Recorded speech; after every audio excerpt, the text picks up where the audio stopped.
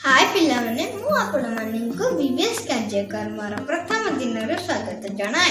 कार्यक्रम आरंभ करने पूर्व आसतु प्रभु प्रार्थना करवा। पिता पुत्र और पवित्र आत्मा को गर्वे हो। प्रिय प्रभु, आज दिन तुमको धन्यवाद दिए आमर समस्त आवश्यकता पूर्ण करते धन्यवाद। तुमर प्रेम और आशीर्वाद निमंते धन्यवाद। जाकि आज शिक्षा ग्रहण कर हृदय सहित शिक्षा निमंते साहाय्य कर। प्रभु यीशु नाम ए प्रार्थना मांगुचु, आमेन।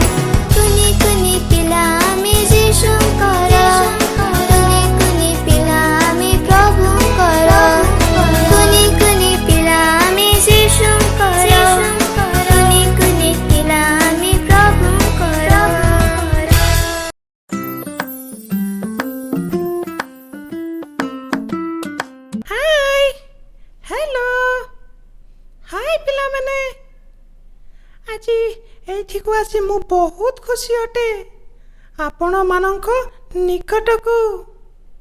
कौन आपण माने मो नाम जानती कि? मो नाम हैला टिट्टू। टिट्टू भूली जाऊनी हैला। मो नाम हैला टिट्टू। टिट्टू टिट्टू।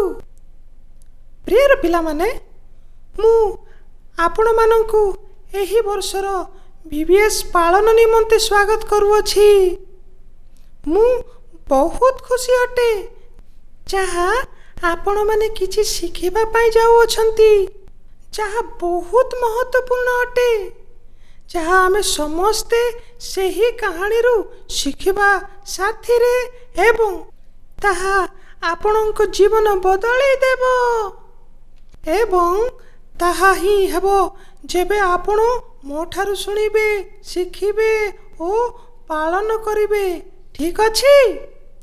आपण समस्ते बहुत सुंदर देखा जाउ छंती, विशेष रूप रे आपण मानक ड्रेस। मु निश्चय जाने आज पिंधिबा निमंते ड्रेस पसंद करी द्वंद्व रे पड़ी बहुत हैरान होइथिबे। हो ना? बोध हुए आपण माने निज पिता माता को कहिथिबे मु एई रंगर पोशाक पिंधिबी, सेई रंगर पोशाक पिंधिबी।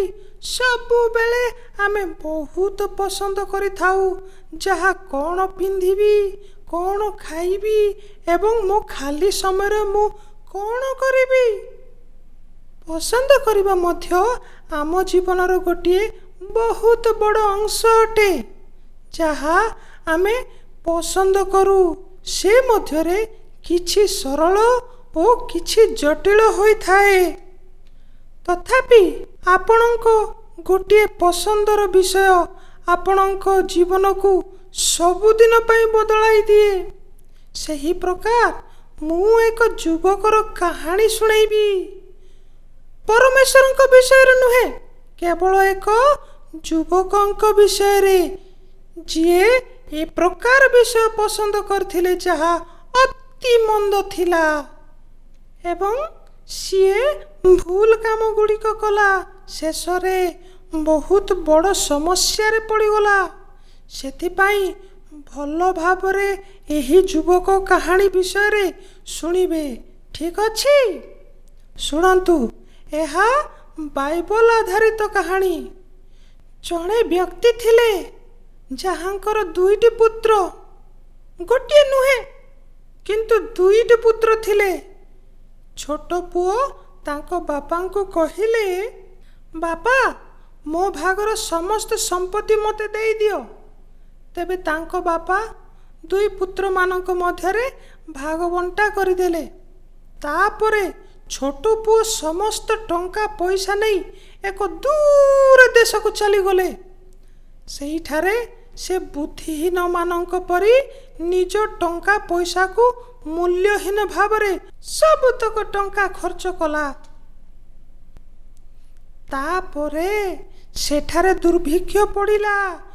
ଜମି ଶୁଖିଗଲା, ବର୍ଷା ଆଉ ହେଲା ନାହିଁ। ସେହି ଦେଶର କୋଣେ କୋଣେ ଖାଦ୍ୟର ଅଭାବ ଦେଖାଗଲା। ଯଥେଷ୍ଟ ଖାଦ୍ୟ ମିଳିଲା ନାହିଁ। ସେହି ଯୁବକ ଭୋକିଲା ରହିଲା। ତାଙ୍କ ପାଖରେ କିଛି ପଇସା ମଧ୍ୟ ନାହିଁ। ତେବେ ସେଇଠାରେ ଥିବା ଜଣେ ନାଗରିକ ଠାରୁ ସେ ଗୋଟିଏ କାମ ପାଇଲା। ସେହି ନାଗରିକ ସେହି ଯୁବକଙ୍କୁ ବିଲରେ ଘୁଷୁରି ଚରାଇବା ନିମନ୍ତେ ପଠାଇଲେ। ଘୁଷୁରି? ଆପଣମାନେ କେବେ ଘୁଷୁରି ଦେଖିଅଛନ୍ତି କି? ତାଙ୍କୁ ସେହି ପ୍ରକାର କାମ ମିଳିଲା। ତେବେ ସିଏ ଦରିଦ୍ର ହୋଇଗଲା ଏବଂ ବହୁତ ଅନୁତାପ କଲା। ସିଏ ମନେ ପକାଇଲା ତାଙ୍କ ବାପାଙ୍କ ସମସ୍ତ ଚାକରମାନେ ପେଟ ପୂରା ଖାଦ୍ୟ ଖାଇବା ପରେ ମଧ୍ୟ ବଳିଯାଏ, କିନ୍ତୁ ମୁଁ ଏଠାରେ ମଲା ପରି ଭୋକରେ ଅଛି। ମୁଁ ମୋ ବାପାଙ୍କ ପାଖକୁ ଚାଲିଯିବି ଆଉ ବାପାଙ୍କୁ କହିବି, ବାପା, ମୁଁ ପରମେଶ୍ୱର ଏବଂ ଆପଣଙ୍କ ବିରୁଦ୍ଧରେ ପାପ କରିଅଛି। ମୁଁ ଆଉ ଆପଣଙ୍କ ପୁତ୍ର ହେବାର ଯୋଗ୍ୟ ନାହିଁ, କିନ୍ତୁ ମୁଁ ଆପଣଙ୍କ ଗୋଟିଏ ଚାକର ପରି ଆପଣଙ୍କ ଘରେ କାମ କରିବା ପାଇଁ ଚାହୁଁଅଛି। ତାପରେ ସେହି ଯୁବକ ପିତାଙ୍କ ଘରକୁ ଚାଲିଗଲା।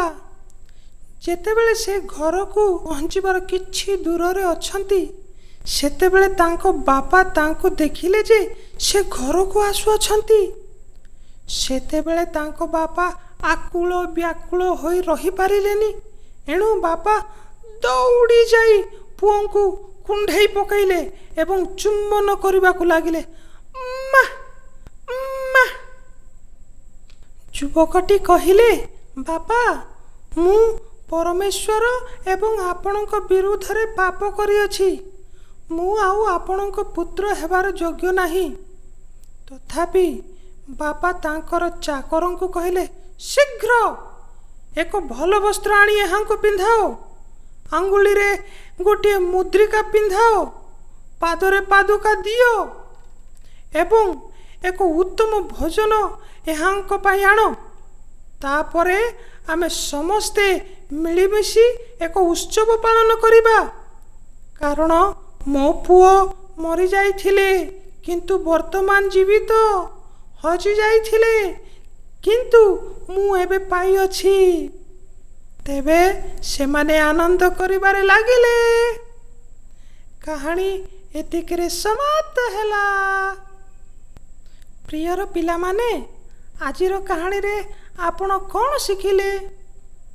ଶୁଣନ୍ତୁ, ସେଇ ଛୋଟ ପୁଅ ଭୁଲ ବିଷୟ ପସନ୍ଦ କରିଥିଲା ବା ବାଛି ନେଇଥିଲା। ପ୍ରଥମେ ବାପାଙ୍କର ଉତ୍ତମ ଘର ଛାଡ଼ିଲା, ଦ୍ୱିତୀୟରେ ସମସ୍ତ ସମ୍ପତ୍ତିକୁ ମଉଜ କରି ମନ୍ଦ ଭାବରେ ଖର୍ଚ୍ଚ କଲା। ମନ୍ଦ ପସନ୍ଦ କରିବାର ଫଳ କ'ଣ ହେଲା? ସେହି ସବୁ ହେଲା ଦାରିଦ୍ରତା, ଦୁଃଖ ଏବଂ ନିରାଶ। ଆମର ମନ୍ଦ ପସନ୍ଦ ସବୁବେଳେ ମନ୍ଦ କାର୍ଯ୍ୟ ଆଡ଼କୁ କଢ଼େଇ ନିଏ। ଏଥିପାଇଁ ଆମେ ସବୁବେଳେ ଭଲ ପସନ୍ଦ କରିବା ଉଚିତ।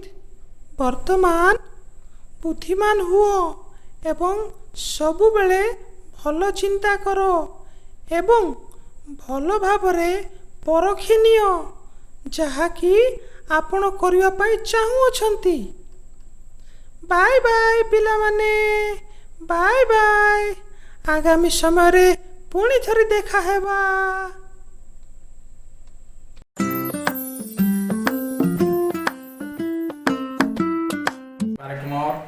ପିତା ପୁତ୍ର ଏବଂ ପବିତ୍ର ଆତ୍ମାଙ୍କର ଗୌରବ ହଉ। ପ୍ରିୟ ପିଲାମାନେ, ପ୍ରଭୁ ଯୀଶୁ ଖ୍ରୀଷ୍ଟଙ୍କ ନାମରେ ମୁଁ ଏ ବର୍ଷର ବିବିଏସ୍ର କାର୍ଯ୍ୟକ୍ରମ ପାଇଁ ଆପଣ ସମସ୍ତଙ୍କୁ ସ୍ୱାଗତ କରୁଅଛି। କେଡ଼େ ଆନନ୍ଦର ବିଷୟ ଏବଂ ଖୁସିର ବିଷୟ ଯେ ପ୍ରଭୁ ଆଜି ଆମମାନଙ୍କୁ ଏହି ବିବିଏସ୍ କାର୍ଯ୍ୟକ୍ରମରେ ସହଭାଗୀ ହେବା ପାଇଁ ଆମମାନଙ୍କୁ ସୁଯୋଗ ଦେଇଅଛନ୍ତି।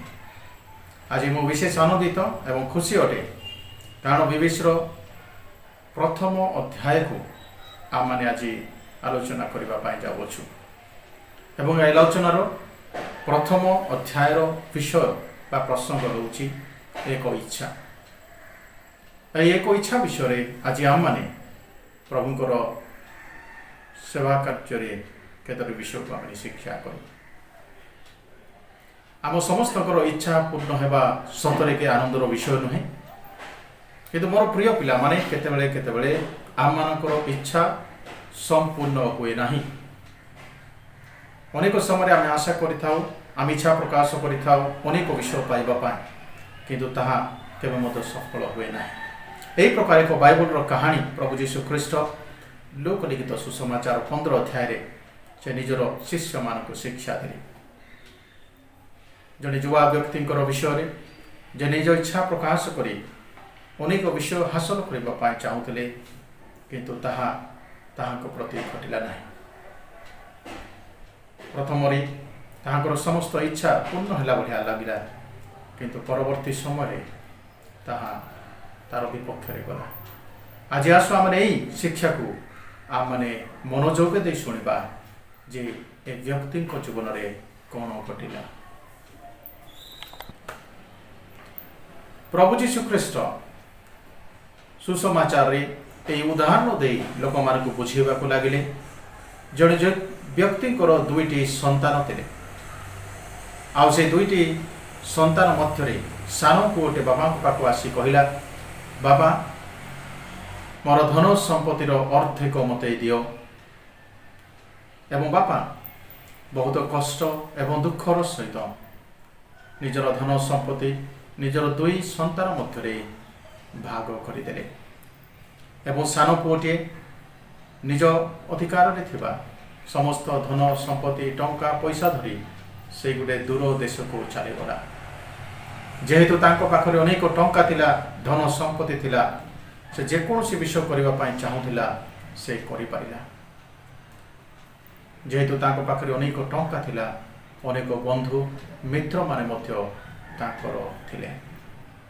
ସେ ଯେଉଁ ବିଷୟ ଆଶା କରୁଥିଲା, ଯେଉଁ ବିଷୟ ଇଚ୍ଛା କରୁଥିଲା, ସେ ସମସ୍ତ ବିଷୟକୁ ସେ ତାର ଟଙ୍କା ପଇସା ଦ୍ୱାରା ସେ କରିପାରିଲା। ଯେହେତୁ ତାଙ୍କ ଜୀବନରେ କୌଣସି ବ୍ୟକ୍ତି ତାକୁ ବାଧା ଦେବାକୁ ନଥିଲେ, ସେ ମନ ଇଚ୍ଛା ନିଜର ଧନ ସମ୍ପତ୍ତିକୁ ସାଙ୍ଗସାଥିମାନଙ୍କ ସହିତ ସେ ଉଡ଼ାଇଲା, ଅପବ୍ୟବହାର କଲା, ତାର ମୂଲ୍ୟକୁ ସେ ବୁଝିପାରିଲା ନାହିଁ। କିନ୍ତୁ ମୋର ପ୍ରିୟମାନେ, ଏହି କାହାଣୀ ଖୁସିର କାହାଣୀ ସଦୃଶ ଦେଖାଯାଏ, କାରଣ ପ୍ରଥମ ଷ୍ଟେଜରେ ସେ ବ୍ୟକ୍ତିଙ୍କର ସମ୍ପୂର୍ଣ୍ଣ ଇଚ୍ଛା ପୂର୍ଣ୍ଣ ହେବାର ଆମେ ଦେଖିପାରୁଅଛୁ, କିନ୍ତୁ କାହାଣୀର ଶେଷ ଏହା ସତ୍ୟ ନୁହେଁ। ଅଳ୍ପ ଦିନ ମଧ୍ୟରେ ଏହି ପୁଅର ସମ୍ପୂର୍ଣ୍ଣ ଧନ ସମ୍ପତ୍ତି ସରିଗଲା, ଟଙ୍କା ପଇସା ସରିଗଲା। ବର୍ତ୍ତମାନ ତାଙ୍କ ହାତରେ କିଛି ମଧ୍ୟ ନାହିଁ।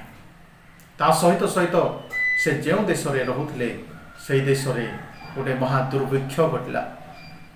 ଯେଉଁ ଦୁର୍ଭିକ୍ଷରେ ଲୋକମାନେ ଖାଦ୍ୟପେୟ ସେମାନେ ପାଇଲେ ନାହିଁ, ଭୋକ ଶୋଷରେ ରହିଗଲେ ଏବଂ ଏ ପୁଅଟି ମଧ୍ୟ ସେହି ଜାଗାରେ ଭୋକ ଶୋଷରେ ଖାଦ୍ୟ ପାଇଁ ସେ ବ୍ୟାକୁଳ ହେବାକୁ ଲାଗିଲା।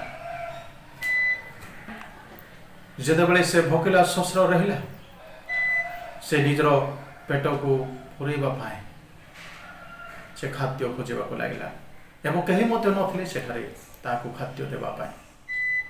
ଆଉ ସେ ନିଜର ପେଟ ପୋଷଣ କରିବା ପାଇଁ କାର୍ଯ୍ୟ ଖୋଜିଲା।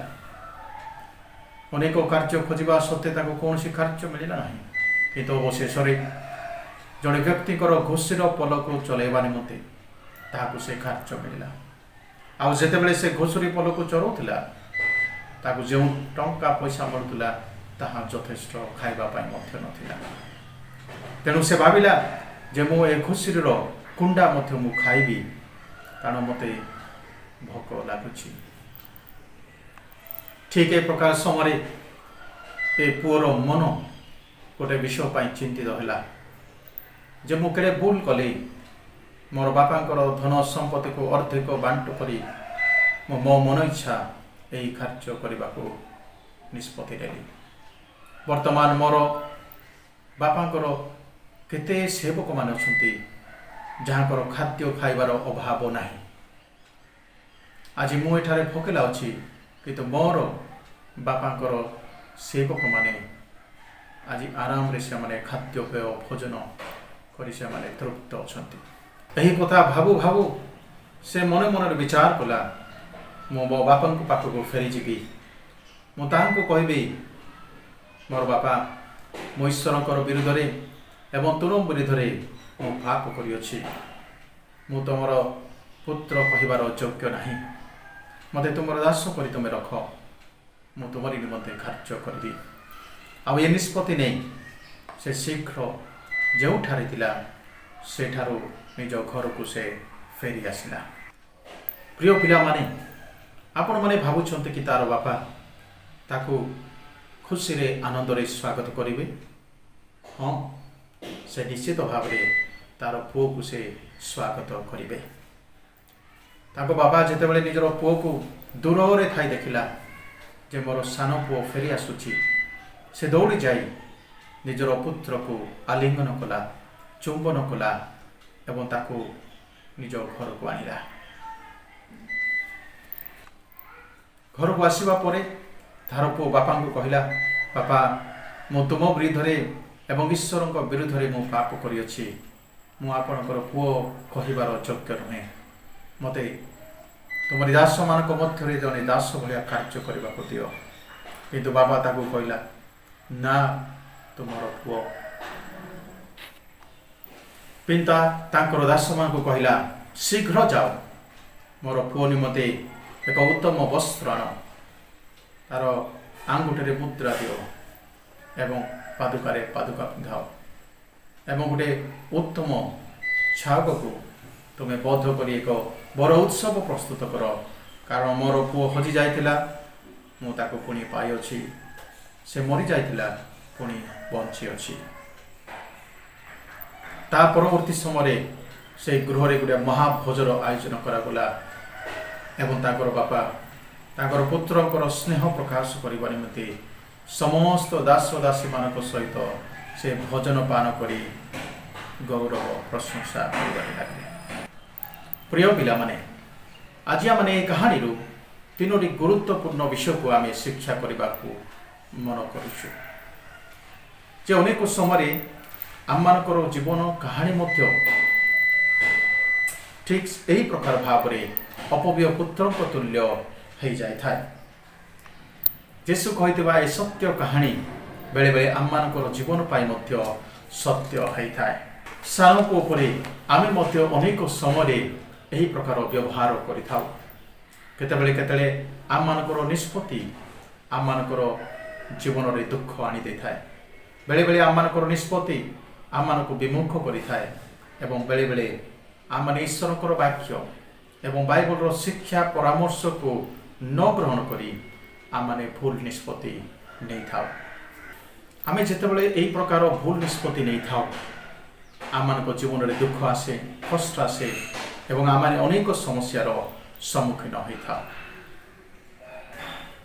मोर प्रिय पिला माने आज आम गोटे शुभवार्ता अच्छी जपर ये कहानी रे आमे बापा कहानी को शुणिलु से बापा निजर पुओ को से आलिंगन करने निजर पुओ को पुनर्बार ग्रहण करने केड़े आनंद और उल्लासर सहित निजर पिला को से आह्वान कले आम मैंने जितेबले यही सान पुओ परी आम मन को फेरण कर आम मैंने पुनर्बार पिता पाखक फेरी आसवाई निष्पत्ति नहीं था तो आम मानकर स्वर्गस्थ पिता आम मानकर प्रभु जीशु ख्रीष्ट बापा सदृश निजर हाथ मिले आम मान को आलिंगन करने आम मान को कुंडे धरवाई चुंबन करने से प्रस्तुत था।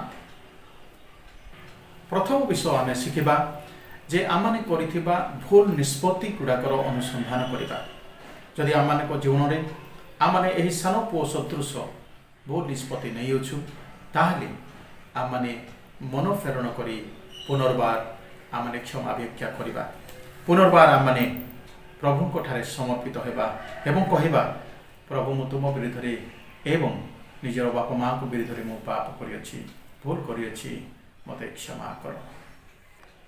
द्वितीय विषय है जे आम मान जीवन में नेउथुबा निष्पत्ति गुड़ाक बेले बेले भूल बाहरी थाए आम मान जीवन छोट छोट निष्पत्ति द्वारा गठन होता है आम प्रकृत में गोटे सत्य निष्पत्ति भल निष्पत्ति नहीं पारुछु कि नहीं आम से विषय चिंता करवा।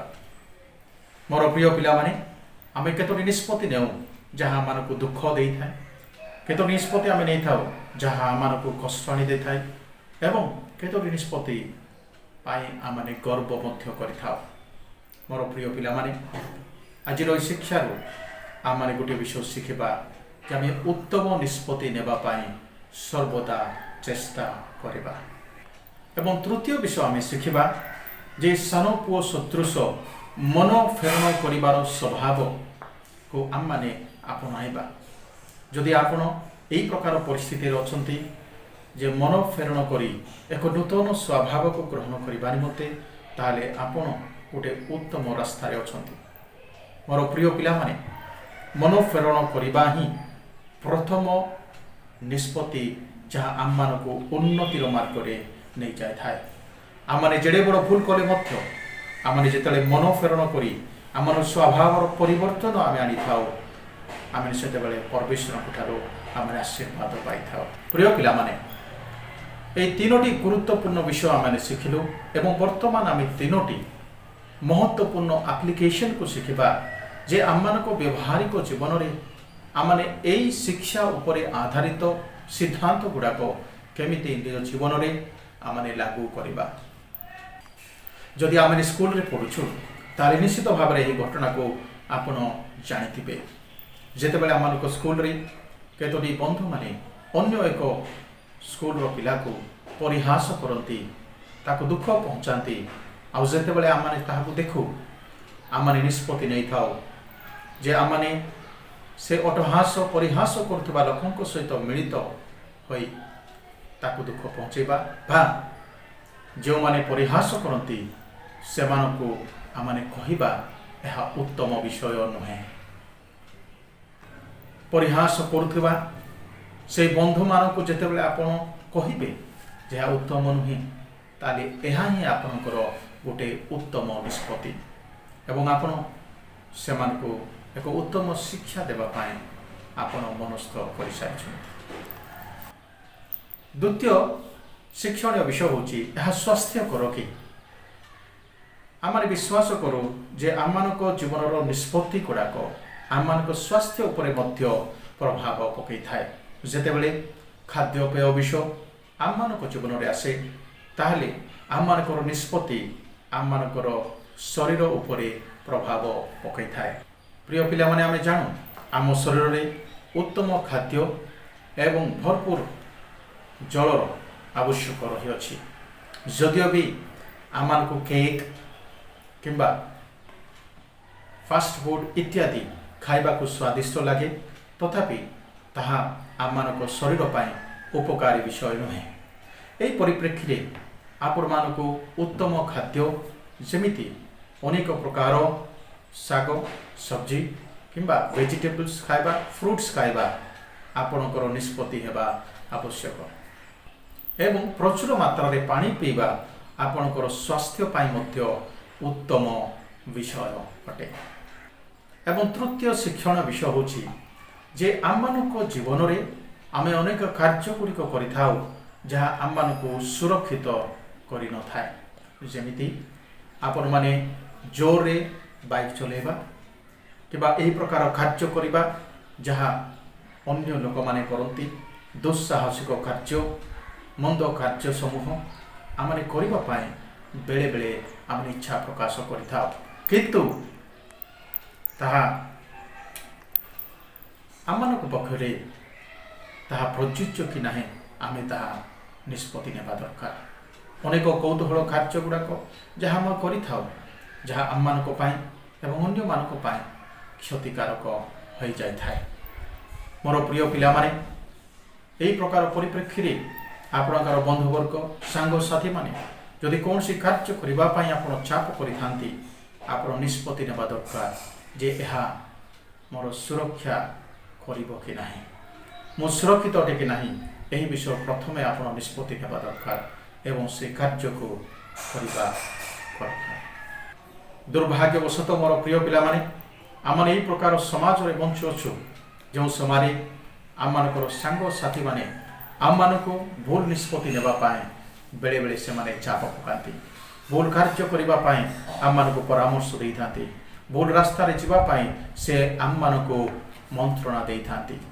ମୋର ପ୍ରିୟ ପିଲାମାନେ, ଏହି ପ୍ରକାର ପରିପ୍ରେକ୍ଷୀରେ ଆମମାନେ ଉତ୍ତମ ନିଷ୍ପତ୍ତି ନେବା ପାଇଁ ପ୍ରଭୁ ଯୀଶୁ ଖ୍ରୀଷ୍ଟଙ୍କର ଶିକ୍ଷା, ବାଇବଲର ଶିକ୍ଷା ଏବଂ ମଣ୍ଡଳୀର ଶିକ୍ଷା ଉପରେ ଆଧାର ବିଶ୍ୱାସମୂଳକ ଜ୍ଞାନ ପ୍ରାପ୍ତ ହେବା ନିହାତି ଦରକାର, ଯଦ୍ୱାରା ଆମମାନଙ୍କୁ ଦେଉଥିବା ଏହି ମନ୍ଦ କଳ୍ପନା ଯୋଜନା ଏବଂ ଚାପକୁ ଆମମାନେ ଏଡ଼େଇ ପାରିବା ଏବଂ ସେମାନଙ୍କୁ ଆମେ ପ୍ରତ୍ୟୁତ୍ତର କରି କହିପାରିବା ଯେ ତୁମେ ଯେଉଁ ନିଷ୍ପତ୍ତି ନେଉଛ ତାହା ଭୁଲ ନିଷ୍ପତ୍ତି।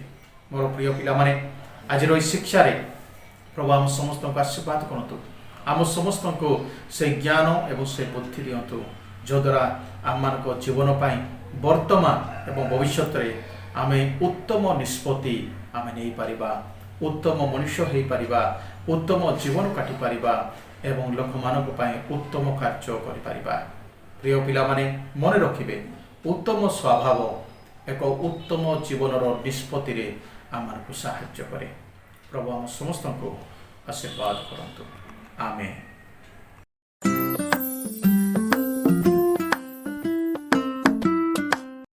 हेलो सांगमाने, आज आम्भेमाने गोटे मुखस्थ पद शिखिबा। ताहा हेउछि जिसाया 43 अध्याय 18 और 19 पद। तुम्भे माने आद्य विषय सब स्मरण कर नाही कि बा पुरातन विषय सब विवेचना कर नाही। देख आम्भे एक नूतन कार्य करिबा, ताहा एबे अंकुरित हेब, तुम्भे माने कि ताहा जानिब नाही। आहुरी आम्भे प्रांतर मध्यरे पथ और मरुभूमि रे नद नदी करिबा। दयाकरी मो सहित पुनरावृत्ति करंतु। तुम्भे माने आद्य विषय सब स्मरण कर नाही कियो बा पुरातन विषय सब विवेचना कर नाही। देख आम्भे एक नूतन कार्य करिबा, ताहा एबे अंकुरित हेब, तुम्भे माने कि ताहा जानिब नाही।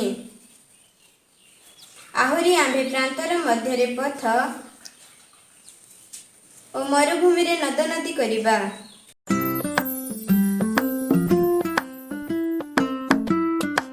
आसो आमने प्रार्थना करिबा। पिता पुत्र पवित्र आत्मांकर गौरव हेउ।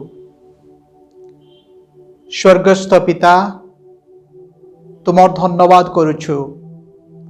আজি प्रभु ভিভিএসর মাধ্যমে প্রভু তুম পিলামানଙ୍କୁ आम समस्तଙ୍କୁ तुमे ବାକ୍ୟରୁ ଶିକ୍ଷା ଦେଇଛ। ଅପବ୍ୟୟ ପୁତ୍ରର ଜୀବନ ଦ୍ୱାରା ତୁମେ ଆମମାନଙ୍କୁ ଶିଖେଇଛ। ପ୍ରଭୁ, ଆମମାନେ ଯେପରି ସମସ୍ତେ ମନ୍ଦ ପଥରୁ ମନ୍ଦ ଜୀବନରୁ ମନ୍ଦ ବ୍ୟବହାରରୁ ପ୍ରଭୁ ଆମମାନେ ଫେରିଆସିବା। ଉତ୍ତମ ଜୀବନ ଦ୍ୱାରା ଉତ୍ତମ କାର୍ଯ୍ୟ ଦ୍ୱାରା ଉତ୍ତମ ସେବା ଦ୍ୱାରା ଉତ୍ତମ ବ୍ୟବହାର ଦ୍ୱାରା ପ୍ରଭୁ ଯେପରି ଆମମାନେ ତୁମର ଗୌରବ କରିବା, ପିତାମାତାଙ୍କର ଆନନ୍ଦର କାରଣ ହେବା, ସମାଜର ଆନନ୍ଦର କାରଣ ହେବା ଏବଂ ପ୍ରଭୁ ଲୋକଙ୍କର ସେବା କରିବାକୁ ପାରିବା ଅନୁଗ୍ରହ ତୁମେ ପ୍ରଦାନ କର। VBSର ସେବା ମଧ୍ୟରେ ଅନେକଙ୍କୁ ତୁମେ ଆଶୀର୍ବାଦ କରିଛ ବୋଲି ଧନ୍ୟବାଦ ଦେଉଛୁ। ସମସ୍ତଙ୍କୁ ତୁମେ ତୁମର ଅନୁଗ୍ରହ ଏବଂ ଆଶୀର୍ବାଦରେ ପୂର୍ଣ୍ଣ କର। ପ୍ରଭୁ ଯୀଶୁଙ୍କ ନାମରେ ମାଗୁଅଛୁ, ଆମେନ୍। ପିତା ଈଶ୍ୱରଙ୍କର ପ୍ରେମ, ପୁତ୍ର ପ୍ରଭୁ ଯୀଶୁଖ୍ରୀଷ୍ଟଙ୍କର ଅନୁଗ୍ରହ, ପବିତ୍ର ଆତ୍ମାଙ୍କର ସହଭାଗିତା ବର୍ତ୍ତମାନ ଠାରୁ ପ୍ରଭୁଙ୍କର ଆଗମନ ପର୍ଯ୍ୟନ୍ତ ଆମ ସମସ୍ତଙ୍କର ସହବର୍ତ୍ତୀ ହେଉନ୍ତୁ, ଆମେନ୍।